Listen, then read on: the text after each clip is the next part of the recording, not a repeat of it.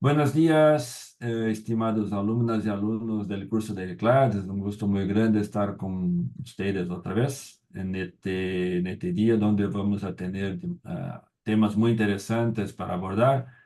Y a mí me toca en este caso empezar la clase, entonces de pronto, además de estimular todas y todos para que sigan participando con sus preguntas y comentarios muy interesantes e instructivos, de la misma forma también dar una bienvenida para mis amigos y profesores Tomás Orbea de España y Alejandro Lieberman de Argentina, así como también el equipo del CLAD, de la persona de Nelson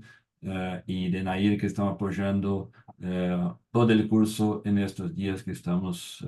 juntos con estos temas. Bien, empiezo yo entonces le comentando que vamos a tener en el día de hoy un tema muy importante para los proyectos que ustedes están construyendo para sus ciudades, que son los respectivos asuntos de financiación del proyectos, redes y alianzas, presupuesto participativo y agentes de desarrollo. Van a seguramente tener la certidumbre de cómo estos temas son relevantes para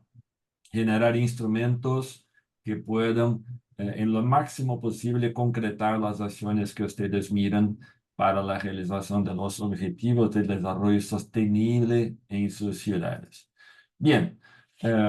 una cosa muy lógica es que un proyecto que no tiene fuentes claras de financiación no es un proyecto. Puede ser una buena carta de intención, pero si no tiene cómo se sostener en términos materiales y financieros, no es un proyecto. Entonces, todo el proyecto tiene que tener fuentes de fondeo muy claras que se refieren al origen de los ingresos, que a su vez generará todo el soporte material para la concreción del proyecto. Pueden ser distintas maneras de generar financiación, por ejemplo, pagos o tarifas de los usuarios, fuentes que vengan del Estado, recursos de impuestos, una combinación de ambos, fuentes de donaciones, organizaciones no gubernamentales, pero hay que tener un presupuesto, hay que tener una identificación clara de financiación. Eso tiene que ver con una parte fundamental del proyecto.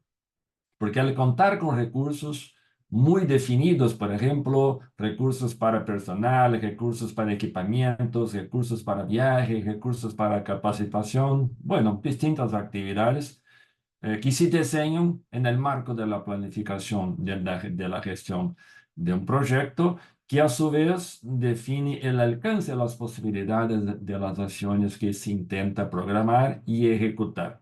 Así que llevar a cabo un proyecto no es posible si no se cuentan con recursos económicos y financieros. Entonces, la financiación puede significar que una organización que quiere llevar a cabo un proyecto, si no dispone de recursos económicos suficientes, al fin y al cabo puede no hacer nada, o puede ser muy poco, o puede ser lo mínimo que sea necesario, muy, muy lejos de las necesidades que un territorio y un grupo social necesita. Así que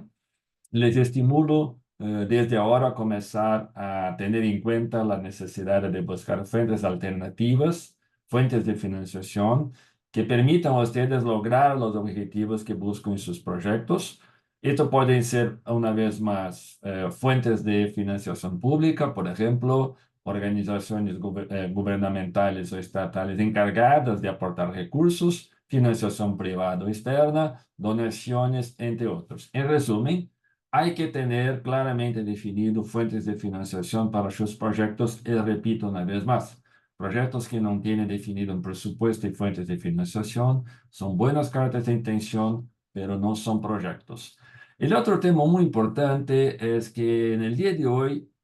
es muy poco probable que la planificación de cualquier acción que sea no venga también asociada con una red de actores sociales, porque los gobiernos hoy en día son muy poco capaces de dar cuenta de todos los desafíos que tienen las sociedades sin tener algún tipo de encuentro, sin algún tipo de aproximación, acercamiento con los actores sociales. Así que los gobiernos tradicionales tienen límites si no amplían su diálogo con redes plurales de actores. A su vez, eso también contribuye para que los gobiernos incrementen su legitimidad democrática delante de las sociedades y al mismo tiempo hace con que los gobiernos sean más publicizados. Es decir, la representación política no necesita estar solamente restringida a los gobernantes elegidos, pero puede involucrar el público en el sentido más amplio, incluso porque el público puede contribuir con su conocimiento social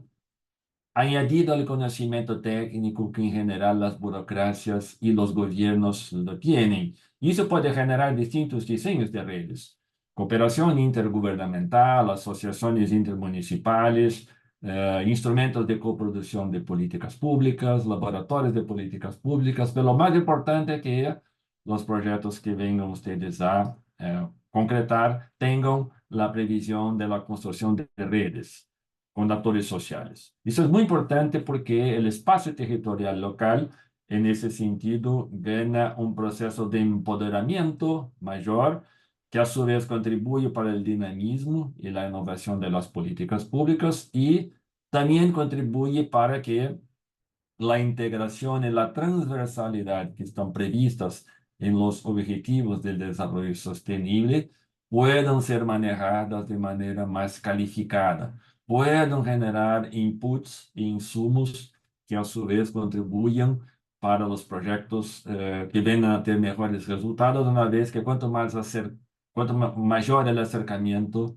con el gobierno local, mayor la calidad de producción de políticas públicas. Entonces, esto genera lo que llamamos nosotros de gobiernos o de gobernanza por acercamiento, por proximidad, y generando espacios de redes transversales, redes participativas y nuevos espacios de construcción de regulación urbana que tenga por finalidad, al fin y al cabo, mejorar la calidad de las políticas públicas y el resultado final para las poblaciones. Una forma muy conocida en varios países de nuestra región y también en otras partes del mundo es lo así llamado presupuesto participativo, que es una forma de involucramiento de la sociedad para la definición de distintas formas de identificar prioridades en el presupuesto público. Eso es una forma de gobernanza donde la población está muy cercana del gobierno para ayudar en la construcción y definición de prioridades. Pero algunas cuestiones son claves para el suceso de este instrumento, así llamado presupuesto participativo, donde quizás lo más conocido es el caso de Porto Alegre, en Río Grande do Sul. Voluntad política del gobernante, es decir, si no hay una intención clara de hacer ese proceso de gobernanza y de participación ciudadana, poca cosa va a caminar bien. Debe tener la comunidad local conocimientos, voluntad, lo así llamado capital social, es decir, la comprensión de que su participación cívica, de que su participación en los temas municipales y locales es muy importante para el fortalecimiento de las políticas públicas y de la democracia participativa. Debe haber de parte de la burocracia municipal personal competente, porque y calificado, una vez que las demandas que provienen de estos instrumentos van a generar nuevas necesidades de respuestas, nuevos proyectos, nuevos requerimientos, así que la burocracia municipal también se constituye en un actor muy importante para el logro de este experimento de los presupuestos participativos. Una cosa muy importante también es que los presupuestos participativos tienen que ser organizados en distintos barrios y territorios de las ciudades, porque no se puede hacer asambleas municipales en sentido amplio. Así que el presupuesto participativo en general se organiza con un calendario específico de reuniones en todos los barrios y territorios de la ciudad, en el sentido de que el territorio más pequeño es un elemento que ayuda a la población a se acercar y participar definitivamente en la definición de prioridades de su territorio. Los presupuestos participativos deben de tener recursos suficientes, una vez que eso genera expectativa en la gente de que sus demandas van a ser atendidas. Debe de existir algún soporte legal, una vez que eso pasa a ser parte del proyecto de planificación municipal, y debe de tener un proceso muy claro de descentralización política en el sentido de fortalecer la participación ciudadana para la definición conjunta de prioridades en las ciudades, en este caso específico, teniendo el eje de sostenibilidad y los ODS como un anclaje fundamental para este proceso. Este proceso de presupuesto participativo, tanto quanto possível, deve ser deliberativo, es decir, de que las prioridades definidas por la población, de hecho, sean implementadas, porque si fuera consultivo, puede ser que la discreción del alcalde pueda no implementar, y en ese sentido se genera un proceso de gran expectativa que en la práctica poco se confirma. Debe de tener reglas muy asequibles, es decir, estamos lidiando con poblaciones que quizás tienen muchísimas dificultades de comprender las reglas de la máquina pública, las reglas de participación, la manera como se acercan con el poder público, y en ese sentido debe ser un proceso muy didáctico, muy educativo, para que incluso la gente aprenda a manejar con la participación concreta en la construcción de política pública. Y cuanto más abiertas sean sus asambleas, reuniones, más provechosa va a ser la construcción de la participación ciudadana. Bueno, y al final un tema no menos importante es que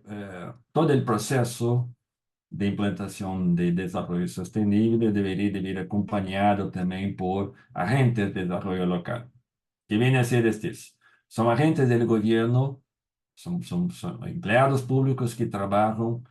cercano de la gente, haciendo la construcción de política pública, instruyendo, ayudando a implementar proyectos locales, fortaleciendo la implementación de políticas públicas gubernamentales, fortaleciendo la conexión con actores sociales, entre otras posibilidades. En ese sentido, estos agentes de desarrollo local, que pueden ser empleados públicos, que pueden ser contratados de ONG, pueden ser, bueno, otras formas de asociaciones, organizaciones locales, deberían de tener, de entre otras, algunas de esos atributos o calificaciones de ser en perfiles de liderazgos institucionales e emprendedores, tener muchísimo conocimiento de la administración pública, una vez que son una especie de puente entre la sociedad y los gobiernos, conocimiento de cómo se organizan los actores políticos y sociales en el territorio, por la misma razón, son un puente entre el gobierno y la sociedad, capacidades técnicas y políticas, es decir, capacidad de manejar conflictos, negociaciones que son inevitables en estos procesos de acercamiento de gobierno y sociedad, y también conocimientos técnicos de las políticas públicas, incluso para ayudar a la gente a hacer buenas definiciones de prioridades y las traducir hacia dentro del gobierno, ¿no? Debe de tener conocimiento del territorio una vez que van a trabajar con áreas específicas. ¿Cuáles son las características culturales, históricas que tiene el territorio? Y conocer todo el entramado jurídico, institucional del territorio, muchísima capacidad de comunicación orientada para producir proyectos de desarrollo con énfasis en el territorio. Bueno, así que les dejo acá con estas pocas palabras, en el sentido de generar más informaciones que puedan ser insumos que nosotros busquemos útiles para la producción de sus planes de desarrollo municipal o local, teniendo como un eje clave la sostenibilidad. Muchas gracias por su atención.